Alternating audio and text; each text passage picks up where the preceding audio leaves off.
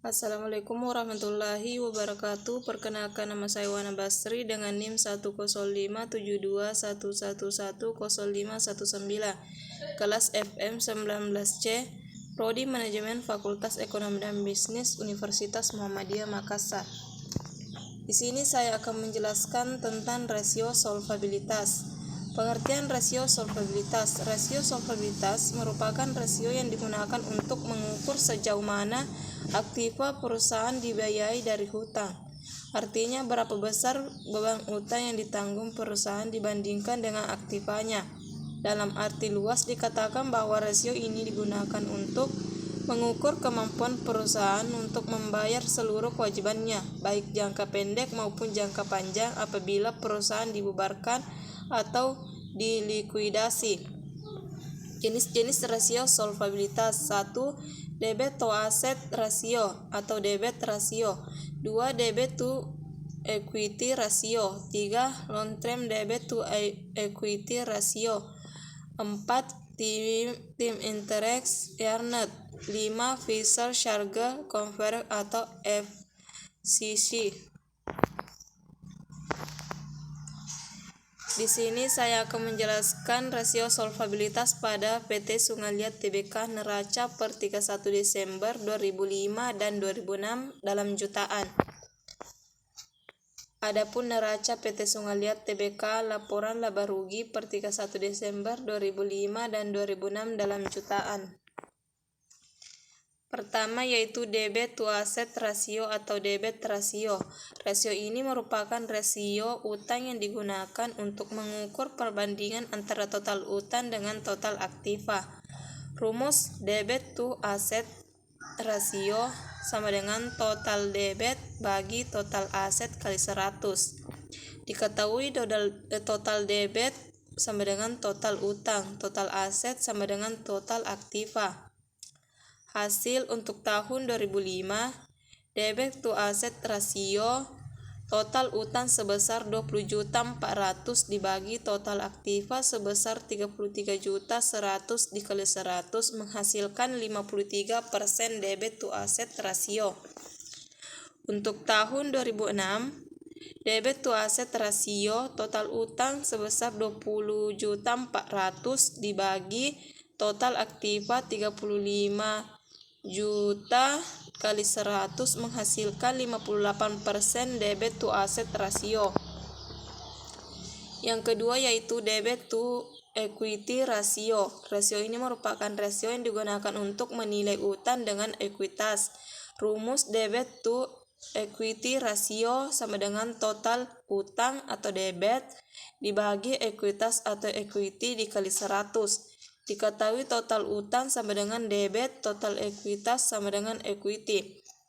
Hasil untuk tahun 2005, debt to equity ratio, total utang sebesar 17.400.000 dibagi total ekuitas sebesar 15.500.000 dikali 100 menghasilkan 13% debt to equity ratio. Untuk tahun 2006, debt to equity ratio sama dengan total utang sebesar 20.400.000 dibagi total ekuitas sebesar 14.600.000 dikali 100 menghasilkan 39% debt to equity ratio. Yang ketiga yaitu long term debt to equity ratio atau LTDTER.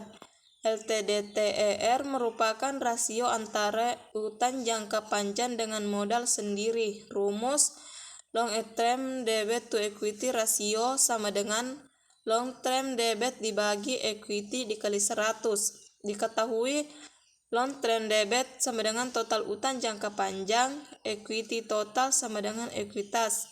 Hasil untuk tahun 2005, long term debt to equity ratio sama dengan total utang jangka panjang sebesar 10.100.000 dibagi ekuitas sebesar 15.500.000 dikali 100 menghasilkan 65% long term debt to equity ratio. Untuk tahun 2006, long term debt to equity ratio sama dengan total utang jangka panjang sebesar 13.400.000 dibagi ekuitas sebesar 14.600.000 dikali 100 menghasilkan 91% long term debt to equity ratio. Yang keempat yaitu time interest earned.